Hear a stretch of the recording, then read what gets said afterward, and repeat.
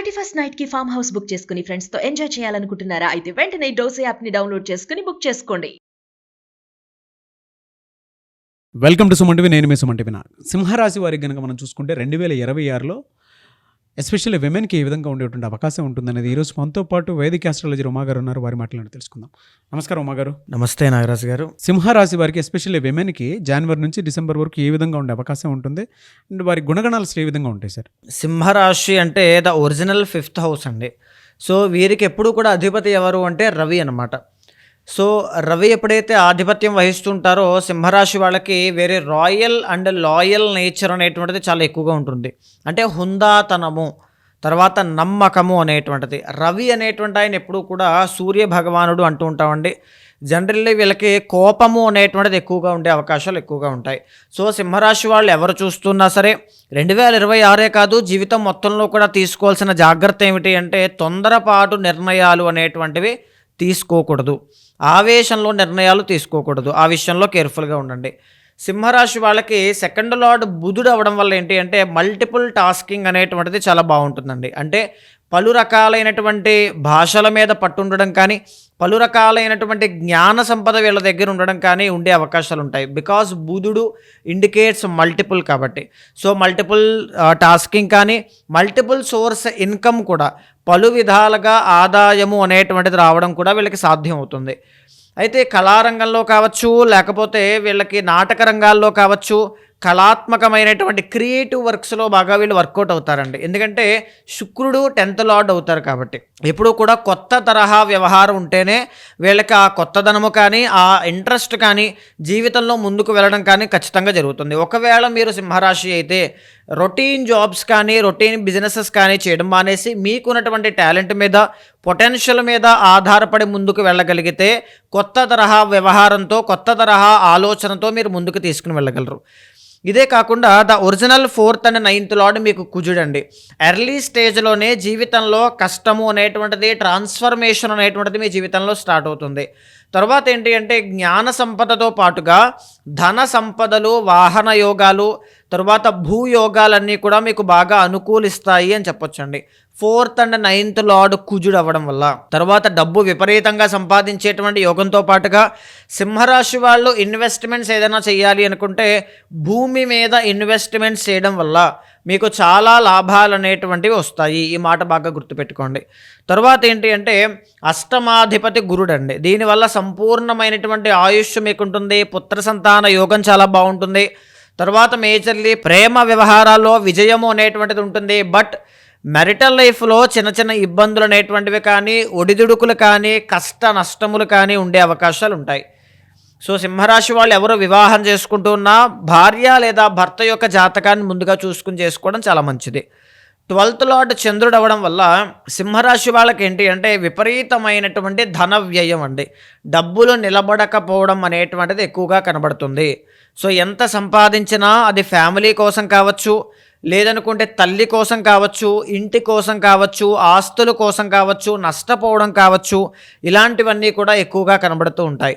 So సింహరాశి వాళ్ళు ముఖ్యంగా జాగ్రత్తగా ఉండాల్సింది ఈ అంశాల్లో వారి వారి గుణగణాలు కూడా ఈ విధంగా కనబడుతూ ఉంటాయండి. అయితే 2026లో గ్రహాల యొక్క ట్రాన్సిట్స్ ఆధారంగా వీళ్ళకి ఏ విధంగా కనబడుతుంది, ఏ విషయాల్లో వీళ్ళు జాగ్రత్తగా ఉండాలి అనేటువంటిది మనం చూస్తే కనుక జూన్ 1వ తారీఖు దాకా మీకు గురు బలము అనేటువంటిది ఉంది.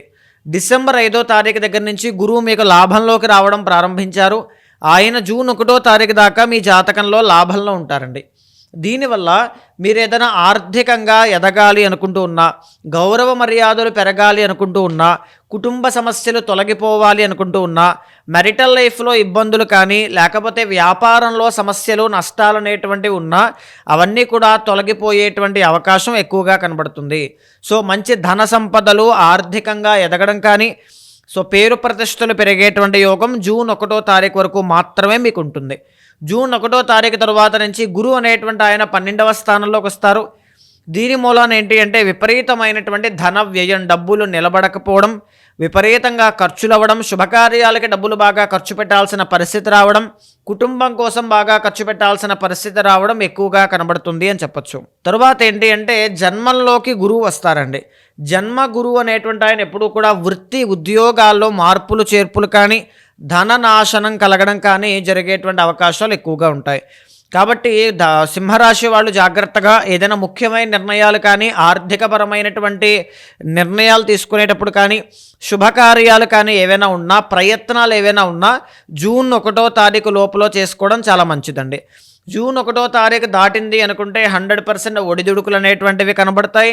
లిటిల్ బిట్ ఖర్చులు అనేటువంటివి పెరుగుతాయి అని చెప్పచ్చు. కొంచెం ఇబ్బందికరంగా ఉండేటువంటి పరిస్థితి కనబడుతుంది. అయితే ఈ సంవత్సరం మొత్తము కూడా మీకు అష్టమ శని అనేటువంటిది ఉంటుందండి. అష్టమస్య ప్రాణ సంకట అంటే ప్రతి విషయంలోనూ కూడా ఆకస్మికంగా వచ్చేటువంటి అనారోగ్యము కానీ, ఆకస్మికంగా వచ్చేటువంటి ఖర్చులు కానీ, ఆకస్మికంగా వచ్చేటువంటి అవమానములు కానీ మనసును కలిచి వేస్తూ ఉంటాయి. ఈవెన్ చిన్న చిన్న వాహన ప్రమాదములు, చిన్న చిన్న గాయాలు అనేటువంటివి కూడా కలిగే అవకాశం ఉంటుంది. సో చాలా కేర్ఫుల్గా ఉండాలి. సో అష్టమ శని ఉన్నప్పుడు ఏం జరుగుతుంది అంటే, అష్టమము అంటే ట్రాన్స్ఫర్మేషన్స్ అండ్ సడన్ చేంజెస్ అండి. శని కర్మకారకుడు, కష్టకారకుడు ఆబ్వియస్లీ అందరికీ తెలిసిందే. సో ఇక్కడ ఏంటి అంటే ఆకస్మికము అనే పదాన్ని వాడడానికి అదేనండి. కానీ ఇక్కడ ఏంటి అంటే అష్టమము అనేటువంటిది ఎప్పుడైతే సూచన చేయబడుతుందో దాన్ని రీగెయిన్ చేసుకునే అవకాశాలు కూడా ఉంటాయి. ఫర్ ఎగ్జాంపుల్ ఒక వైరల్ ఫీవర్ ఉంది అనుకోండి, దానికి అది తగ్గుతుంది 2 రోజులు కాకపోతే 10 రోజుల తర్వాతనే తగ్గుతుంది. డయాబెటీస్ ఉందనుకోండి, అది తగ్గదు చాలా వరకు, చాలా కేసెస్లో. సో అష్టమము అనేటువంటిది ఫీవర్ లాంటిది అనమాట. సో ఖచ్చితంగా అక్కడ ఈ అష్టమ శనిలో ఉన్నప్పుడు కోల్పోయిన పరువు కానీ, డబ్బు కానీ, ఆరోగ్యం కానీ మళ్ళీ రీగెయిన్ చేసుకునే అవకాశాలు కూడా ఉంటాయి. సో టెన్షన్ లేదు, బట్ కేర్ఫుల్గా ఉండాలి. అయితే మీ యొక్క జాతకంలో 7వ స్థానంలో రాహు అనేటువంటి ఆయన నవంబర్ 25వ తారీఖు వరకు ఉంటారు.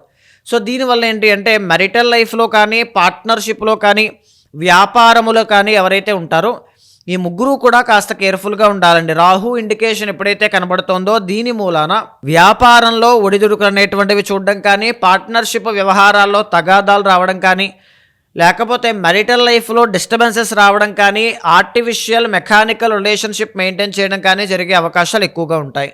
నవంబర్ 25వ తారీఖు రాహు 6వ స్థానంలోకి వస్తారు. కాబట్టి 2026 నవంబర్ 25 తర్వాత మీ కెరీర్లో సెటిల్మెంట్ అంటే ఒక స్టాండర్డ్ లైఫ్ అనేటువంటిది కనబడుతుంది. ఒక పర్మనెంట్ సొల్యూషన్ కనబడుతుంది. ఒక దారి, ఒక క్లారిటీ అనేటువంటిది మీకు కనబడుతుంది. జన్మంలో మీకు కేతు అనేటువంటి ఆయన ఉంటారు. నవంబర్ 25 తర్వాత కూడా కేతు 12వ స్థానంలోకి వెళ్తారు. ఈ సంవత్సరంలో మీకు మానసిక ప్రశాంతత అనేటువంటిది తక్కువ, పీస్ ఆఫ్ మైండ్ అనేటువంటిది ఎక్స్పెక్ట్ చేయొద్దు. బట్ ఏదైనా విషయాన్ని కన్సిస్టెంట్గా వర్క్ చేయడం అనేటువంటిది బాగా అలవాటు చేసుకోండి. ప్రయత్నము అంటే ఓడిపోయారు, కోల్పోయారు, మళ్ళీ ప్రయత్నం చేయండి, ఏమీ పర్వాలేదు, నేను సాధించగలను అనేటువంటి ఆత్మవిశ్వాసంతో ముందుకు వెళ్ళాలి. సో ఎందుకంటే అష్టమ శని, కేతు వీళ్ళిద్దరూ కూడా మీ మీద ఉండేటువంటి కాన్ఫిడెన్స్ని కూడా లాస్ చేస్తూ ఉంటారు. సో దాన్ని ఎక్కడా కూడా ఇబ్బంది పడకుండా ఆత్మవిశ్వాసం పెంచుకుంటూ ముందుకు వెళ్ళండి. అయితే మేజర్లీ చేసుకోవాల్సినటువంటి పరిహారాలు ఏవైనా ఉన్నాయా అంటే, అష్టమ శని యొక్క దోషం నుంచి పోవడానికి, శని బాధలు తొలగడానికి సుదర్శన హోమము అనేటువంటిది చేయించండి. కేతు యొక్క బలం పెరగడానికి, రాహు యొక్క బలం పెరగడానికి ప్రతిరోజు కూడా ఇంట్లో సుబ్రహ్మణ్య స్వామి వారి యొక్క అష్టోత్తరాన్ని చదవండి. లేకపోతే సుబ్రహ్మణ్య ఆలయానికి ప్రతి మంగళవారము వెళ్ళి ఒక ఎర్రని వస్త్రము, తర్వాత ఆవు పాలు, ఒక చిన్న వెండి పడగ అనేటువంటిది కానీ సమర్పించండి. దీనివల్ల సుబ్రహ్మణ్య ప్రీతి అనేటువంటిది జరిగి రాహు కేతువుల యొక్క అనుగ్రహం వల్ల మ్యారిటల్ లైఫ్లో ఇబ్బందులు రావు, కెరీర్లో ఇబ్బందులు అనేటువంటివి రావు, మానసిక ప్రశాంతత అనేటువంటిది దక్కుతుంది. ఎనీవేస్ థ్యాంక్ యూ అండి, థ్యాంక్ యూ సో మచ్ మా గారు. అయితే 2026లో వారి భవిష్యత్తు ఏ విధంగా ఉండబోతుంది అనేటువంటి విషయం వ్యక్తిగత జాతకం ప్రకారం మిమ్మల్ని తెలుసుకొని కెరీర్ని ప్లాన్ చేసుకుందాం అనుకున్నటువంటి వాళ్ళు చాలామంది ఉన్నారు. అటువంటి వాళ్ళు మిమ్మల్ని అప్రోచ్ అవ్వచ్చా? అప్రోచ్ అయితే ఏ విధంగా అప్రోచ్ అవ్వాలి? ప్రాసెస్ ఏంటండి? తప్పకుండా అండి. అలాంటి వాళ్ళు ఎవరైనా ఉంటే చాలామంది ఎడ్యుకేషన్ విషయంలో ఏ కోర్సెస్ తీసుకుంటే బాగుంటుందని కానీ, కెరీర్లో ఎప్పుడెప్పుడు చేంజ్ అయితే బాగుంటుంది, ఏ రంగాల్లో అడుగు పెడితే బాగుంటుంది, బిజినెస్లో ఇన్వెస్ట్మెంట్ ఎప్పుడు చేయొచ్చు, ఎప్పుడు బ్యాడ్ టైం, ఎప్పుడు గుడ్ టైం ఉంది, ఎప్పుడు జాగ్రత్తగా ఉండాలి, సో ఎప్పుడు అష్టమ శని, లేకపోతే అర్ధాష్టమ శని, ఏలినాటి శని, సో వీటి విషయాల్లో ఎలా జాగ్రత్తలు తీసుకోవాలి అనేటువంటి ఎవ్రీథింగ్ అన్ని గైడెన్స్ ఉంటే బాగుంటుంది అనుకుంటారు. సో అలాంటి వాళ్ళు ఎవరైనా ఉంటే తప్పకుండా మీకు కింద కనిపించే నెంబర్కి కాల్ చేస్తే మా వాళ్ళు మీకు పూర్తి వివరాలు అందిస్తారు. మీ జాతకాన్ని చూసిన తర్వాత మీ యొక్క గోచారంతో సమన్వయం చేస్తూ ఏదైనా దోషాలుంటే శాంతి పరిహారములు ఆచరింపచేసి భగవత్ అనుగ్రహం కలిగేలా చేస్తాను. థ్యాంక్ యూ అండి, thank you so much Uma గారు. నమస్తే అండి. చూసారు కదా ఈ వీడియోపై మీ అభిప్రాయం కమెంట్ బాక్స్లో పోస్ట్ చేయండి. ముఖ్యంగా మీరు గనక వేదిక ఆస్ట్రాలజీ ప్రకారం మీ వ్యక్తిగత జాతకం గురించి తెలుసుకోవాలి అనుకున్నటువంటి వాళ్ళు వేదిక ఆస్ట్రాలజీ ఉమా గారిని కనుక సంప్రదించాలి అనుకుంటే స్క్రీన్ మీద మీ కాంటాక్ట్ నెంబర్ కనిపిస్తుంది. దానికి మీరు కాల్ ఆర్ మెసేజ్ వాట్సాప్ చేసి వెంటనే అపాయింట్మెంట్ బుక్ చేసుకోండి. ఈ వీడియో లైక్ చేయండి, షేర్ మాత్రం తప్పకుండా చేయండి. ఇలాంటి మరిన్ని వీడియోస్ కోసం మా ఛానల్ ఫాలో అవ్వండి. Thank you.